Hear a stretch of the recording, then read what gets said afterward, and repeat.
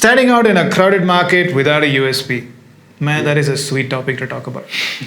I think it's simple to kind of get caught up with the USP bit, but here we're talking largely about companies that are in thick competition. This episode has nothing to do with USP. Absolutely. Everything to do with the fact that you're lumped with a friggin' phenomenal wall of competition, Yeah. and you all are all doing a fantastic job, and all of you have one thing that you can work as far as a hook is concerned, and possibly spin your advertising around it. Yep. The key here is those two words, standing out. Absolutely. No, I'm just excited about going behind the scenes on traffic. What is? No, not thunder.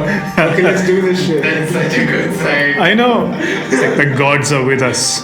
Zeus.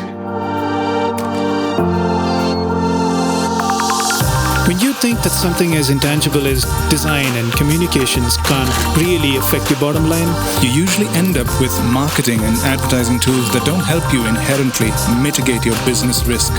that's what this podcast is about. A behind the scenes look at how we go about doing what we do, mitigating business risk. I'm Jude Lazaro. And I'm Mark Lazaro. And you are watching our weekly video podcast.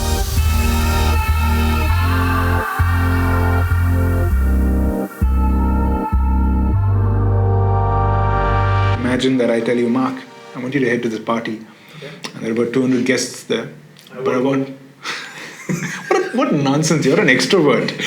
No, I'm not. Okay, anyway, so I'd send you to this party and there are 200 people there. And I say, I need you to stand out. Right? What are your options? What can you do? Wear a bright shirt. You can wear a bright shirt. Now, if if there are too many people with bright shirts in there, what else can you do? Make a lot of noise. You can make a lot of noise. You can be the funny guy. You can crack a lot of jokes. Oh, yeah. You could get the party's attention towards you. You could. Or you could be the drunk, obnoxious guy. You could be the drunk, obnoxious guy. Yeah. You could do a lot of things. Where are you there's- going with this? So where I'm going with this, so anything that makes you stand out. Right. That entire extremely enviable space of standing out is always connected to some spike in emotion. If it's happiness, or if it's fear, pure shock value, there's always this radical spike in the curve. And that's when you hit the point of standing out. That's when you hit the point of getting masses to turn around and say, what just happened there? And you take notice of that. This brings me to the difficult conversation here. And should you, in the first place, be wanting to stand out? Standing out requires you to take a leap of faith. Because yes, you're doing something. Like I said, if you're going to be, putting on a bright shirt, or even if you take your clothes off to stand out in a party, you're taking a risk. Right. You're taking a risk of getting attention drawn towards you, and therefore, at some point in time, you've put yourself on a pedestal. And there's always this fear as humans of, is that the right thing to do? Should I rock the boat? Should I be actually focusing attention on myself at this moment? Because standing out requires you to make a bold step. Just to do like a business 101, kind of analysis on this. What if standing out is not something that you want to do? Because that's a very dangerous word. What if it's something that your brand needs to do? Because you're locked in, By needs, what do you mean? I'm like, you got stiff competition. You used to be the market leader. Yeah. Now you're not anymore. Yeah. You need to stand out because you're losing market share. You're not able to push enough units. You're not able to get premium pricing. So I don't look at these things as wants. These are needs. You're saying you're desperate and you need to stand out. No, I'm not saying you're desperate. I'm saying at various points the word want to do and the personality of the person running the brand may not have anything to do with what the company needs. Correct. You're basically putting your company ahead of yourself. You need to, right? At some point, depending on how big you are, the idea of standing out is not something that you want to do. This is not something that you have a feeling about. This is something that you know is backed by hard facts. Yeah, and you have to. You have to stand out. Now what? I like the segue you've taken there because that's when you take all your personal bias and say, no, I'm a very reserved person. I don't want to make a big noise. And that's not you making the noise. It's your company and your company needs it. So for me, the biggest step in standing out in a crowded market is to accept the fact that you need to stand out, you need to be bold, and you need to take that leap of faith. No, so to connect those two things, being willing to take a bold step and having a common industry hook. I'd like to now segue into a great example, which is Goyal. Yeah, and a client who we've done some really exciting work for. Because they have that aspect of taking a bold step and being willing to go out there and say, hey, yeah, I want to stand out. Yeah, so they were a company with great pedigree, with great practices, but they were in a new market. So they came in from a city like Ahmedabad where they rule the roost, literally, and they'd come in here with all their expertise, but they were not known.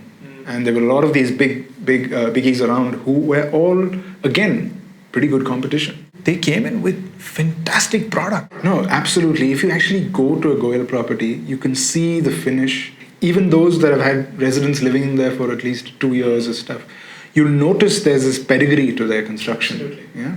So great product, a company willing to make a bold step, and we did. What was that little hook for Goel? So at that point in time, when we looked at their entire inventory, they had multiple projects across the city. And we noticed that all of them, every single one of their projects, was located close to a workplace, to an IT park. Just like every other competitor. Just like every other competitor. But it was a pretty apparent point, and there wasn't any real USP in any of those projects. But this was a great connect that we saw. And we said, that makes sense. This is a great thing to talk about, staying close to work. But hello, wait a minute, that's a topic that everyone has spoken about so far. And here we had our common industry hook, which is stay close to work. And in fact, if I'm not mistaken, there were campaigns which were pretty weak, but we're talking about the same thing. Yeah. You know, stay close to work and stuff like that. Nice. Hey, I can say stuff like that. Come on. Nice try, weak. Yeah, but nonetheless. Weak is nice. Okay. Yeah. You said you put a spin on a common industry hook, which was staying close to work. How'd you do it? Well, we took a topic that was pretty sensitive to people, right? Traffic. I mean, every Bangalore, and I think anybody from any big city, that's a button you don't press. You don't talk about traffic because it's going to, kick off a lot of nerves and piss you off because all your bad memories in the day are connected to that moment you're stuck in traffic. And we took that moment, we took that pain point, and we amplified it with Vishal, who is this character who loves traffic. That was the point of radical spike in emotion. You picked on being obnoxious. Yeah. You picked on being loud. Yeah. And you chose that as your spike. Yeah. Right. And we laced in humor, obviously, because Vishal is this larger-than-life character who has got a fetish for traffic, basically. And he's trying his best to kind of be an evangelist about it. Okay, I think we're talking about this. Should we play one? Play something, right? Here you go. It's so exciting. I mean, really, when in the history of mankind have people gathered in large numbers twice a day, weekday after weekday? I mean, it's like the Kumbh Mela, but like every day. Man, I love traffic. What rubbish. We all hate traffic. Buy one of our homes. Stay close to work and ditch the traffic. Love traffic, it seems. I still love traffic. Okay, let's not get carried away. How difficult was this for this brand to? I mean, these guys are market leaders in Ahmedabad, 40 years, 45 years of experience, and then they come to this market and you're asking them to do this. It was a big step for them to make, right? You had a campaign that was pretty radical. You had a character that's pretty loud, and like you mentioned, the fact that they're a company of 4 decades of existence, to make such a move, it took a lot of convincing. I dare say we did some work there. We did convince them a bit, but then they bought in. And that's a big move. And that, to me, is the most important part of this podcast. Yeah. We shouldn't forget to actually give a shout out to Tanmay and Sanjeev. We've been talking Goel and Haryana Group. Absolutely. Tanmay and Sanjeev, you guys are rock stars. To be able to decide to take a decision like this, it was crazy, man. Because I just remember the number of times we got called out for the fact that this was bloody annoying. I know it was annoying. I mean, it's funny now listening to it, but it's so annoying. People, I think they put the right budgets behind it, and that made the biggest difference as well. Yeah. One thing that I should lace in here is the fact that there was a lot of thought behind this, a lot of analytics and study behind this. Because the reason that it made sense for them to make such a bold yuppie statement in this city was because most of their products, clustered around IT centers, and you were selling to a crowd that would love something of this sort. Yeah. So you were actually creating a connect with them, and you're taking a brand that looked like it was an old brand, kind of putting this new shine to it. Absolutely. And also the idea was to start conversations, right? And we did trick out people in places that would make a difference, like sitting in a car in traffic, and you hear a guy talking about traffic. That itself was the act of creating annoyance. That was the act of standout.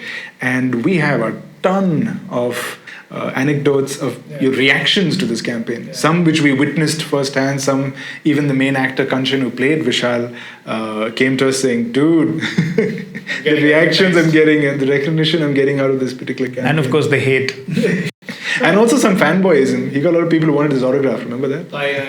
But I think the best story that he told us was how he was in a cab and coming back from the airport, and the ad comes on, and he's like, "Oh goodness," because the driver in the front goes, "Traffic," and he was under his breath and a whole bunch, muttering stuff under his breath. So that pissed people off. But yes, Goel just they put their heart and soul behind a campaign of this sort, which like you're saying is a difficult thing to do. Yeah. Coming back to what a company needs, they needed this at that point, and they kind of stuck with it. Absolutely. So the broader strategy was to be able to make them relevant, Yeah. but to start here, difficult. No, but one thing I'd like to talk about is even the act of creating a video campaign was in itself a standout in this industry, because the real estate industry never really invested in a video campaign. At the time, no one was choosing video as a medium because it was expensive to produce the asset in the first place. Forget about distribution.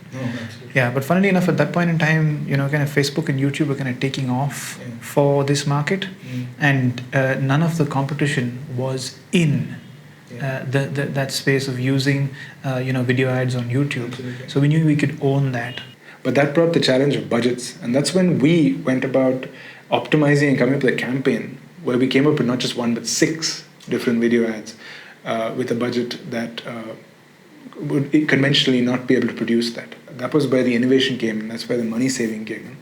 And it was a taxing shoot, because we recreated traffic at night, and because we wanted the ads to all feel like they were part of one family. Wait, hang on. You recreated traffic at night in the middle of a playground. Yeah. A lot of people didn't believe that, but they always thought we were on an actual road. But yeah, we were in the middle of a playground, and we had call times that began at 4 in the evening and ended at about 6 in the morning, because we had to shoot throughout the night for the benefit of darkness. And it was a crazy shoot, and kudos and big shout out to everyone who was involved in it. We had some great memories, lots of caffeine, and even Kanchan, man, great shout out, because he brought this character to life. And was Kanchan, Madan, Mithilesh, Von Reddy, Vaughn, Vicky. and of course the entire set of people that helped us recreate 6 feet of traffic, like a street that was just 6 feet, wide, giving you the illusion of that. Yeah. And a lot of this is strategic, and you should be thinking in a strategic format. This isn't a silly decision. Yeah. It's very easy to get carried away, but a lot of people go, "Oh, I love traffic, I like that campaign, bang, bang, bang." Yeah. And you get carried away with what you were saying, the emotional spike that it created. It's such a shock. It's such a shocking campaign, and you'd think, "Oh, was that an accident?" No, it wasn't, because then, I think in future podcasts we can show them, other campaigns that came along which were completely different, but on the same vein of strategic thought. No, exactly. And to kind of add to that, was there a part of the management in Goel & Co. and Haryana Group that was a little nervous about this entire thing? Yes, there was. They took the call, they put it out there.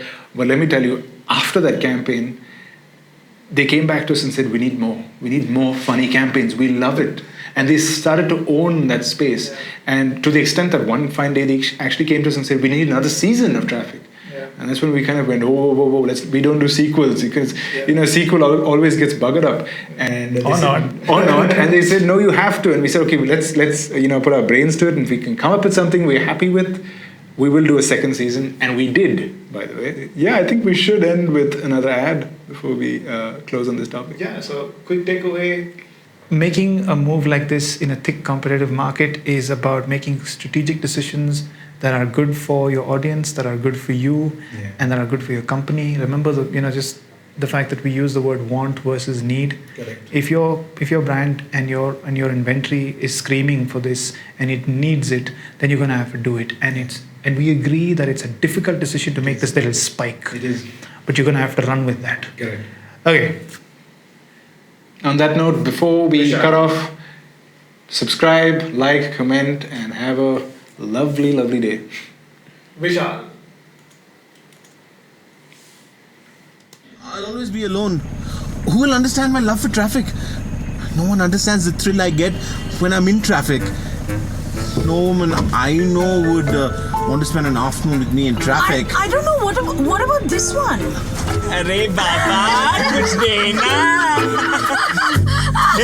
इधर देख The love for traffic is a lonely affair. The rest of us can choose to stay close to work. This is the perfect match for you. Are you still here? Go home. Get a life. When it's raining outside, we can't go anywhere. Mario!